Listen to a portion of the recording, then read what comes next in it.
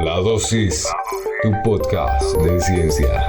Dirige George Gaitán. La Dosis.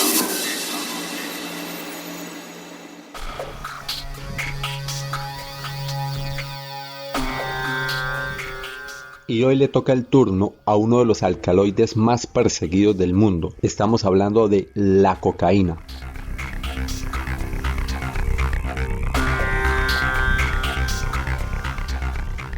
Este episodio es continuación del capítulo anterior de la coca y la cocaína. Si usted está escuchando este capítulo y no ha escuchado el capítulo anterior, lo invito a que escuche la coca y la cocaína y después vuelve a este episodio sobre la cocaína y sus efectos.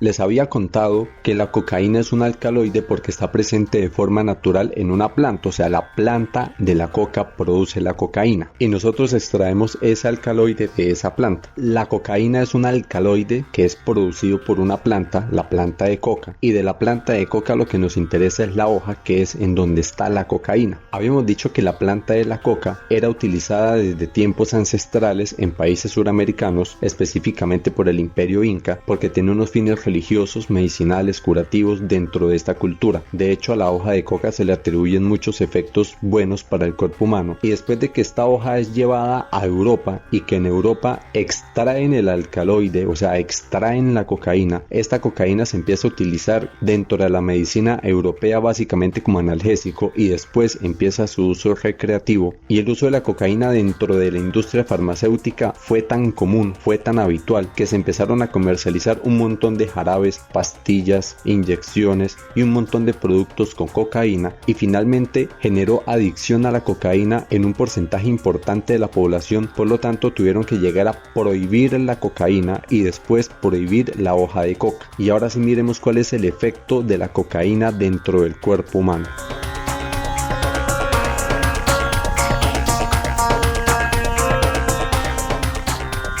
La cocaína actúa sobre la sinapsis, o sea, sobre la comunicación entre dos neuronas durante el proceso de liberación de la dopamina. Y aquí vamos haciendo unas pausas para poder ir entendiendo qué es todo esto. Entonces, la dopamina es una sustancia que está dentro del cuerpo humano, es un neurotransmisor, o sea, transmite mensajes de neurona a neurona, porque las neuronas para poderse comunicar, ellas no se tocan físicamente, ellas quedan una frente a la otra y desde una neurona brinca un neurotransmisor hasta la otra neurona y en esa otra neurona tiene que encajar específicamente en un agujerito que tiene la forma geométrica exacta para que la dopamina entre ahí y tiene que entrar en ese agujero y no puede entrar en ningún otro agujerito de la otra neurona. Entonces la dopamina se encarga básicamente de la felicidad y del placer, o sea, usted está feliz, usted siente placer, échele la culpa a la liberación de dopamina entre neuronas. Lo que hace la cocaína es bloquear los canales de reabsorción. ¿Y esto cómo es? Entonces, a ver, imagínese usted lo siguiente: usted tiene a su hermanito en la casa y necesita mandarle un mensaje a la vecina del frente. Entonces manda a su hermanito, que es el transmisor, a que lleve el mensaje a la casa del frente donde la vecina. Y cuando él da el mensaje, usted tiene que salir por su hermanito y volverlo a entrar a su casa. Y después mandará otro mensaje y volverá por su hermanito a volverlo a traer a la casa. Básicamente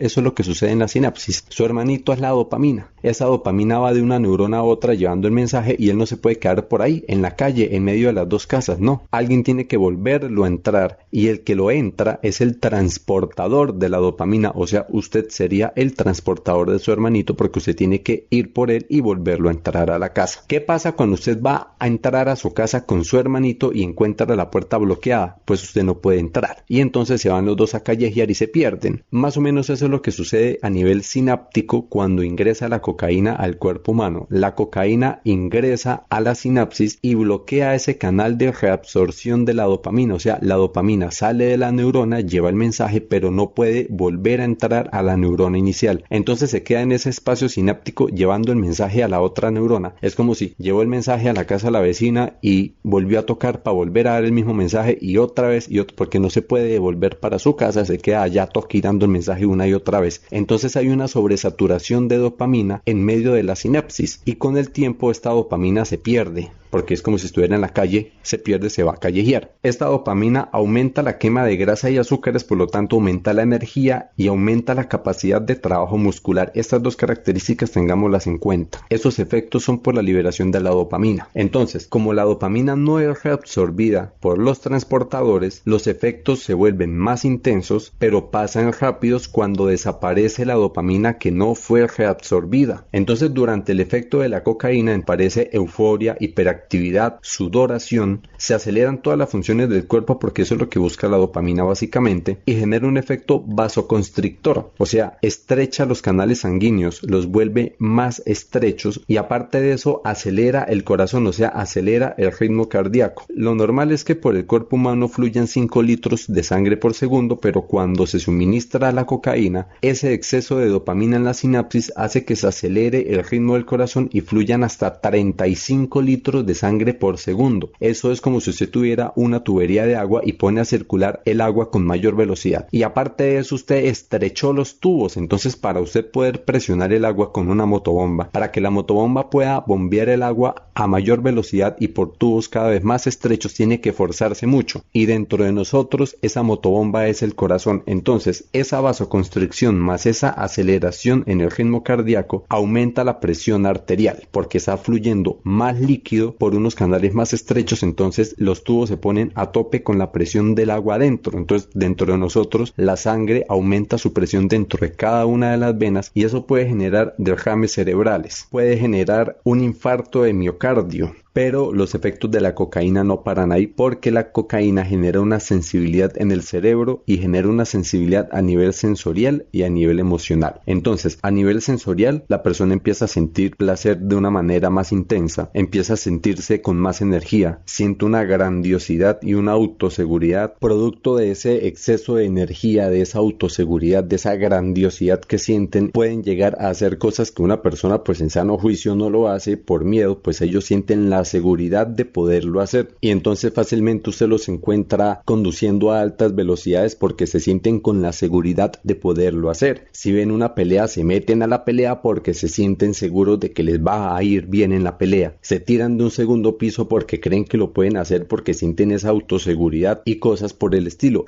Además que todos los sonidos y los movimientos del entorno le generan un estado de alerta mayor al normal y a nivel emocional altera el juicio y el pensamiento. Entonces usted le puede decir cuánto es 4 más 4 y facilito le dice que es igual a 10. También aumenta el estado de agresividad de la persona y fácilmente pierde el control. Genera unos estados de violencia impulsiva, una soberbia, una ansiedad y estos efectos pueden durar varios días aun si la persona no ha consumido la cocaína. Y sumado a los efectos propios de la cocaína, como generalmente esta droga se consume al mismo tiempo que bebidas alcohólicas, aquí aparece otro problemita, porque la coexposición al alcohol y a la cocaína al mismo tiempo hace que el hígado genere un metabolito que se llama el cocaetileno, y este cocaetileno puede pasar al pulmón, al riñón, al brazo, al corazón, o sea, se extiende por el fluido sanguíneo por todo el cuerpo, y este metabolito que es elaborado por el hígado, porque cuando estas sustancias llegan al hígado, el hígado empieza ya a experimentar con ellas, a transformarlas y en medio de esas transformaciones pues la cocaína y el alcohol etílico las convierte en cocaetileno y como este metabolito es tóxico, este metabolito puede generar convulsiones, puede generar daños en el hígado, o sea un daño hepático, como es cardiotóxico puede afectar el músculo del corazón, puede generar daños en el sistema inmunológico y puede provocar hasta una muerte súbita. Pero como el efecto de la cocaína pasa, o sea se suministran la cocaína y el efecto pasa y el cuerpo queda pidiendo esa intensidad, esa sensación. Generalmente en una misma noche el consumidor puede inhalar varias veces cocaína y esa bioacumulación puede generar una sobredosis y las sobredosis de cocaína sí pueden ser letales. Y miremos la sobredosis. La sobredosis por cocaína genera una intoxicación y puede derivar una psicosis cocaínica. Y pues esta psicosis desata unos delirios y unas alucinaciones, o sea, uno podría decir que desata una locura. Y también aumenta el riesgo de accidentes cardiovasculares en el momento de sostener relaciones sexuales. O sea, se pueden generar infartos de miocardio, algún derrame cerebral, porque el cuerpo está en un estado de agitación, porque recordemos que en sí lo que hace la cocaína es acelerar todos los procesos del cuerpo humano por ese exceso de dopamina en la sinapsis neuronal. Esos son efectos derivados del consumo inmediato de la cocaína. O sea, todos los efectos que les he mencionado hasta ahorita se generan en el momento del consumo. Y pues este efecto puede durar mucho tiempo, durar poquito tiempo, aparecer rápido, demorarse varias horas o varios minutos en aparecer. Como les digo, eso depende de la forma como se suministraron la droga. Y ahora vamos a ver los efectos por el consumo a largo plazo, o sea, por un consumo y un uso prolongado de esta droga.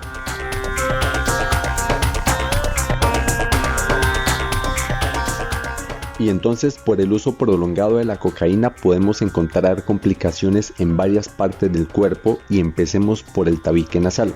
Resulta y pasa que la cocaína es un vasoconstrictor, o sea que reduce el tamaño de los vasos sanguíneos, lo cual dificulta el flujo de sangre, y pues la sangre es la que lleva el oxígeno a los tejidos. Entonces, en las partes puntuales en donde cae la cocaína cuando es inhalada por la nariz, en esas partes se genera una vasoconstricción muy fuerte, por lo tanto no llega oxígeno a partes puntuales de ese tejido, y cuando no llega oxígeno a algún tejido pues se muere. Entonces encontramos puntos que se necrotizan, o sea, se mueren dentro del tabique nasal, y eso va generando unas perforaciones en el cartílago del tabique. Estas perforaciones, como son en un cartílago, empiezan a crecer porque un cartílago no se regenera tan fácil como lo hace la piel. Estas perforaciones en el cartílago nasal se pueden expandir hacia el paladar, lo cual va a generar problemas para comer, para respirar, para hablar, y también puede expandirse hacia el dorso del tabique, o sea, hacia la parte externa de la nariz, y eso puede generar que el tabique se hunda, puede hacer que se deforme la nariz, incluso puede generar pérdidas de olfato. Con el uso prolongado de la cocaína también se empiezan a generar unas secuelas desde el punto de vista psicológico. Entonces la persona empieza a tener con mayor frecuencia ataques de pánico, empieza a sufrir de temblores, empieza a desarrollar miedos, y en algunos casos puede llegar a presentar convulsiones. Eso significa que ya hay unas alteraciones dentro de la estructura neuronal del cerebro, porque el consumo prolongado de cocaína genera unos cambios, unas alteraciones en la corteza prefrontal del cerebro. Y miremos de qué se encarga la corteza prefrontal. Esta zona del cerebro es la que organiza, es la que orienta la conducta, pero la conducta en función de unas metas, o sea, de unos pensamientos, de una proyección a futuro. Y también hay unas alteraciones en el núcleo estriado, y ese núcleo estriado es el que se encarga de asignarle un valor motivacional a todas las cosas que nos gustan hacer. Aquí tenemos que revisar primero el famoso sistema de recompensa, del cual hemos hablado ya tantos capítulos, pero miremos qué es el sistema de recompensa. Pero resulta y pasa que hay unas acciones que usted tiene que realizar todos los días, porque depende de esas acciones para poder sobrevivir. Por ejemplo, usted todos los días tiene que comer. Para poder sobrevivir es necesario que el ser humano genere un entorno social. Entonces esa vida social, compartir con los otros, es necesario para sobrevivir. Es necesario que la persona mantenga una actividad física, porque de eso depende escapar de los depredadores, es una forma de supervivencia. Entonces todas estas acciones que le permiten a la persona sobrevivir, el cerebro tiene que fortalecerlas de alguna manera, porque tiene que garantizar de que se repitan constantemente para que el organismo pueda estar vivo. ¿Cómo hace el cerebro para que esas acciones se repitan una y otra vez? Pues genera unas sustancias que se liberan cuando la persona hace esa acción, y esas sustancias generan placer. Ese es el famoso sistema de recompensa. El cerebro recompensa esas acciones para que la persona se vea incitada a hacerlas nuevamente, y así garantice su supervivencia. Pues el núcleo estriado del cerebro es el que le asigna un valor motivacional a cada una de esas cosas. Entonces, a las amistades, al deporte, a comer, a la actividad sexual, a todas esas cosas que nos gustan hacer, es el núcleo estriado el que le está asignando ese valor. Porque con la segregación de estas sustancias es que estas actividades se vuelven memorables y placenteras. Pero estas sustancias no existen infinitamente en el cerebro, o sea, existen pequeñas cantidades, es un recurso finito. Entonces el cerebro tiene que optimizar el uso de esos recursos. Cuando la persona empieza a consumir alguna sustancia, como por ejemplo la cocaína, se genera un daño en todo este sistema dopaminérgico, o sea, en todo este sistema de recompensa, porque esta sustancia genera unas sensaciones más intensas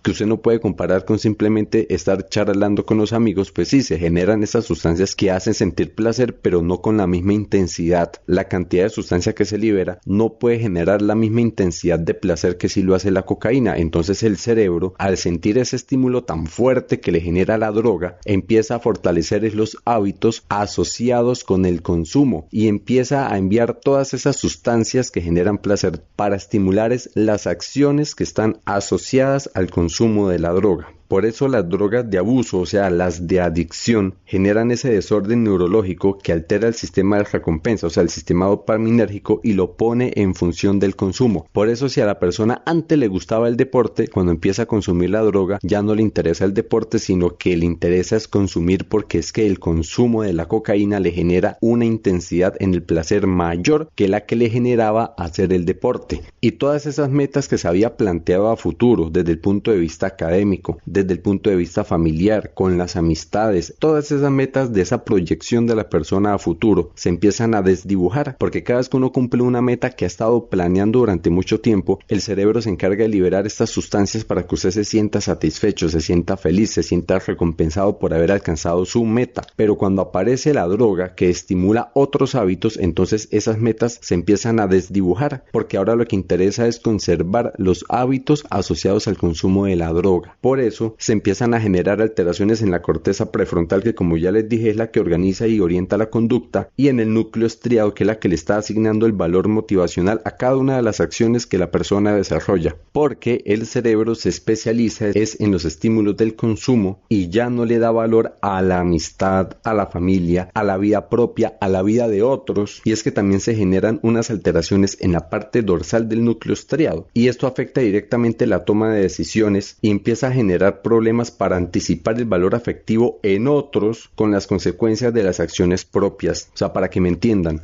cuando usted va a decir algo, cuando usted se le va a dirigir a una persona, cuando usted va a hacer cualquier acción en la cual está interactuando con otra persona, usted a veces piensa qué impacto va a tener esa acción o qué impacto van a tener esas palabras en la otra persona. Emocionalmente, ¿cómo la voy a hacer sentir? ¿La voy a hacer sentir feliz? ¿La voy a hacer sentir triste? ¿La voy a dañar? Entonces, ese efecto emocional en la otra persona yo lo puedo anticipar en la parte dorsal de mi núcleo estriado. Pero cuando hay alteraciones en la parte neurológica de la parte dorsal de mi núcleo estriado, yo pierdo la capacidad de calcular el impacto emocional de mis acciones, de mis palabras en otras personas. Por eso a las personas que consumen cocaína generalmente las tachan de inconscientes, de insensibles, porque simplemente ellos hablan y actúan sin calcular el impacto emocional que sus acciones pueden generar en las otras personas. Para que me entiendan, un cocainómano, si usted lo pone a decidir entre irse a consumir o visitar la abuelita que está enferma, él va a preferir irse a consumir que visitar la abuelita que está enferma.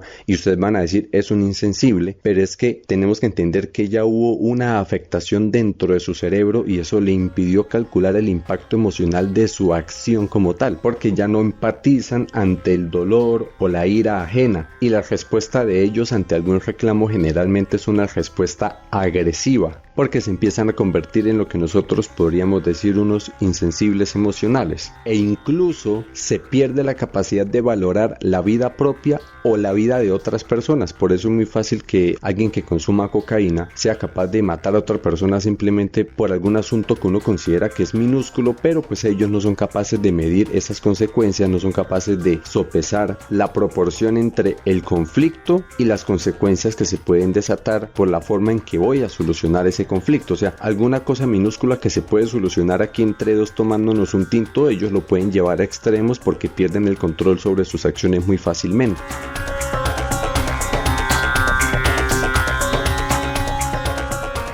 El consumo de cocaína a largo plazo también puede desencadenar una ludopatía, o sea, una adicción a los juegos de azar, y también puede generar una adicción a otras cosas. Generalmente también puede inducir al alcoholismo, porque es una actividad que está asociada al consumo de cocaína. Entonces el cerebro, digamos que fortalece esos hábitos, y como este consumo a largo plazo deja secuelas, entonces aparece un listado grandísimo de efectos que se pueden apreciar en una persona. Entonces un cocainómano puede empezar a tener insomnio, dolores de cabeza frecuentes, fatigas y cansancio crónico porque ya empieza a depender de la droga para poderse sentir enérgico. Entonces si no tiene la droga no se siente con energía, empieza a presentar náuseas, disminución de la memoria, disminución de la atención, porque estas dos funciones se potencializan pero cuando está consumiendo cocaína, y si no la está consumiendo, entonces digamos que esa atención, que esa percepción sensorial a los sonidos y a los movimientos del entorno se empieza a perder, empieza a desarrollar ideas delirantes, irritabilidad, ansiedad. La irritabilidad es una característica de las personas cocainómanas. Ante cualquier reclamo contestan agresivamente, no son capaces de medir sus impulsos, también pueden tener cuadros de psicosis, paranoia,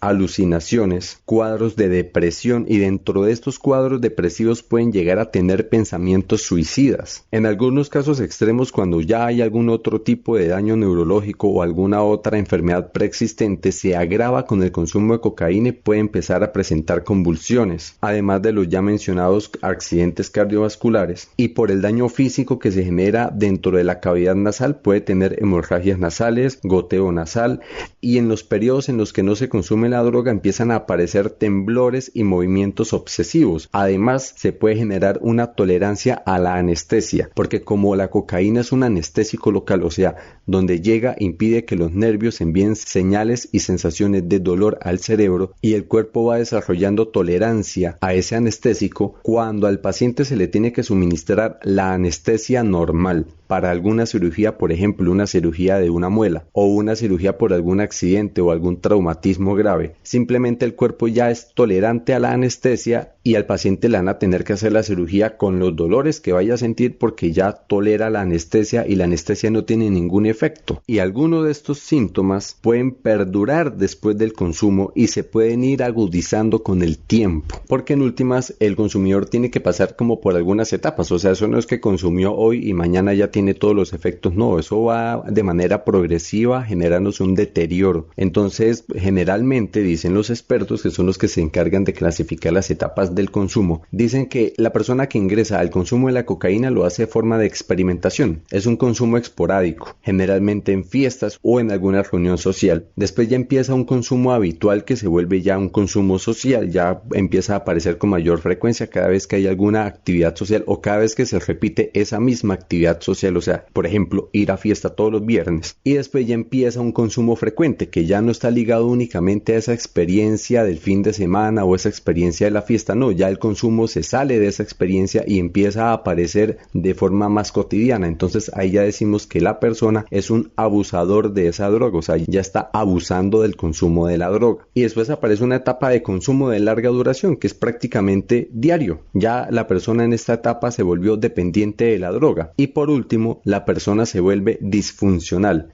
Disfuncional en el contexto familiar, disfuncional en el contexto laboral, disfuncional en el contexto académico, y en lo económico es un desastre porque es que ya todo empieza a girar ese en torno al consumo, o sea, ya no es capaz de funcionar sin la droga, por eso ya no rinde académicamente, ya no rinde laboralmente, ya hay problemas familiares, todos sus ingresos económicos van dirigidos al consumo, se empiezan a perder las cosas de la casa, empieza ya la persona a ser disfuncional. Y pues en estas etapas se empiezan a generar unos signos tanto a nivel físico como a nivel psicológico. Entonces, a nivel físico, la persona empieza a tener estornudos habituales. O sea, no tiene ningún cuadro gripal, pero aún así estornuda. Se toca la nariz constantemente. Los ojos permanecen rojos porque hay una mayor actividad cardíaca. Entonces, la sangre está fluyendo con mayor fuerza por los vasos sanguíneos. Entonces, eso se manifiesta en los capilares que están en los ojos, por eso se ven más rojos. Y hay movimientos mandibulares no comunes. O sea, antes no los tenía y ahora son frecuentes esos movimientos de la mandíbula de choque de muelas. Y a nivel psicológico, pues la persona no tiene sueño, no tiene apetito, presenta cuadros de euforia repentinos, a veces se presenta hiperactivo, pero al día siguiente tiene una depresión y se presenta aletargado, es porque ya pasó el efecto de la droga. Y es que aquí, para poder entender todos estos síntomas, devolvámonos un poquito cómo era que actuaba la cocaína.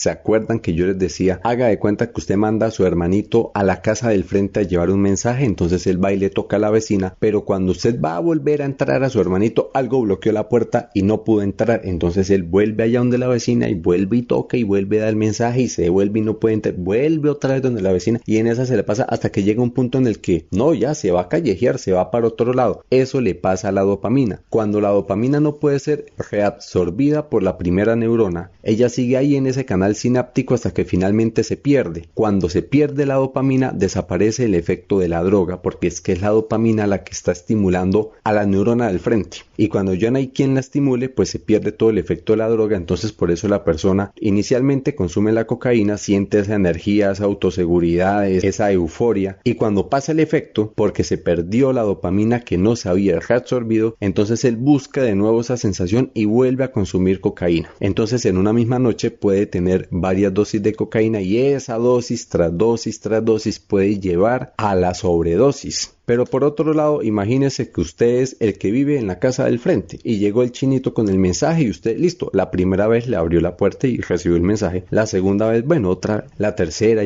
ya por allá la quinta vez usted ya no va a abrir y el chinito allá toque y toque, al último ya se cansó de tocar con la mano y cogió una piedra para que suene más duro la puerta y entonces usted bajó a ver qué necesita y otra vez el mismo mensaje, listo, y después vuelve otra vez, pero este muchacho y usted no le va a abrir, entonces él ya con la piedra le da a la puerta y usted no va a abrir, entonces él va a buscar algo con que pegarle más duro a la puerta. Exactamente eso sucede aquí. Los receptores de la dopamina van desarrollando tolerancia, no es que la dopamina está llegue, entonces los receptores cada vez se vuelven más exigentes y necesitan mayores cantidades, mayor intensidad de dopamina para poder aceptar el mensaje. Y comparemos entonces el efecto que puede generar el consumo de la cocaína en este estado con el efecto que generaba hacer deporte. Usted hace deporte y se generan unas sustancias en el cerebro para hacer sentir placer, pero como los receptores de la dopamina ya han desarrollado esa tolerancia, ya no les hace ni cosquillas la cantidad de sustancia, o sea, la intensidad de placer que usted genera haciendo deporte o cuando se va de paseo con la novia o con la familia, eso ya no le hace ni cosquillas a los receptores de la dopamina porque ya son tolerantes, entonces usted se vuelve dependiente de la droga porque es la única que le puede hacer sentir placer con la intensidad que pueden percibir los receptores de la dopamina que ya se acostumbraron a la tocadera ya de la dopamina. Y como cada vez pide más, o sea, la necesita, eso se llama adicción. Y como cada vez necesita mayor cantidad porque ya desarrolló una tolerancia a la presencia de la dopamina dentro de la sinapsis, eso se llama dependencia física. Entonces aquí ya tenemos el cuadro de adicción vinculado con la dependencia física. Y entonces como en efecto ya el cerebro se dio cuenta que la cocaína es la única que le puede hacer sentir el placer y esos estímulos con el nivel de intensidad que se necesita porque ya los otros no le hacen ni cosquillas, entonces el cerebro fortalece todas esas otras actividades relacionadas con el consumo y ahí ya tenemos una dependencia psicológica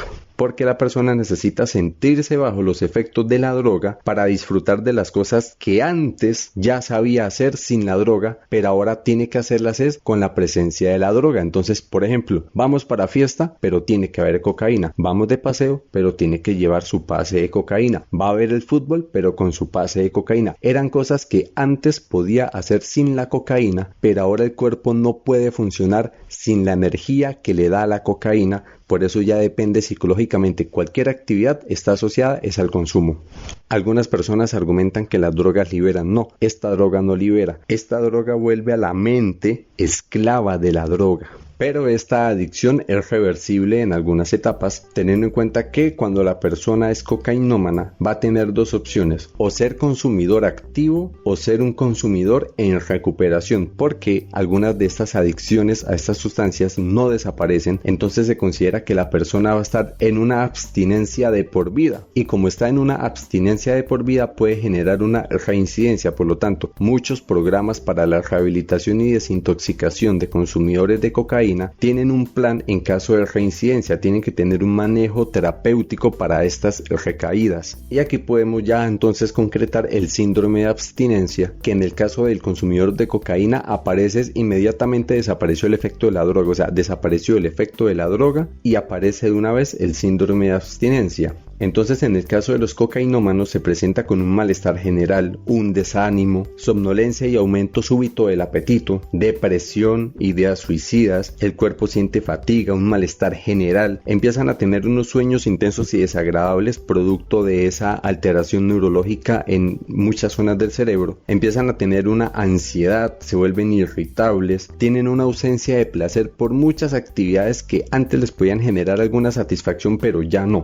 tienen una conducta inquieta, mantienen agitados y con el tiempo empiezan a desarrollar paranoia, una sospecha extrema, temores, y estos síntomas pueden ser leves o moderados, entonces estos pueden ir desapareciendo con el tiempo, pero cuando los síntomas son fuertes es que se requiere una desintoxicación y una medicación pero bajo residencia porque ya tiene que tener apoyo de un equipo terapéutico y en muchas ocasiones tiene que ser medicado con ansiolíticos o con antidepresivos porque ya los síntomas son muy fuertes.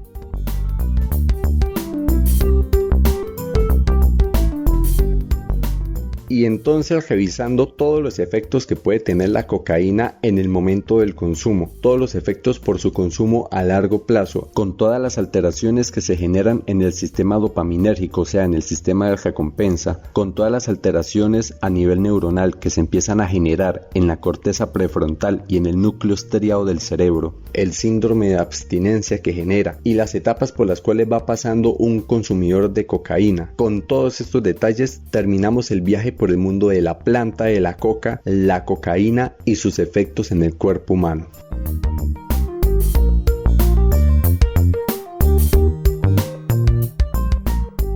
Cuando se produce una intoxicación por cocaína, se genera un efecto en la pupila de los ojos que es exactamente contrario al efecto que se produce por intoxicación con heroína. Entonces, cuando hay una intoxicación con cocaína, se genera una midriasis, que es una dilatación de las pupilas, mientras que con la heroína se genera una miosis, o sea, una contracción de la pupila. Esto pasa con la intoxicación. Y cuando pasa el efecto de la droga y se entra en periodo de abstinencia, sucede lo contrario. Entonces, en periodo de abstinencia por cocaína se genera una miosis, o sea, una contracción de la pupila. Y para el periodo de abstinencia de la heroína, entonces se genera una midriasis, o sea, se dilata la pupila. Son efectos contrarios.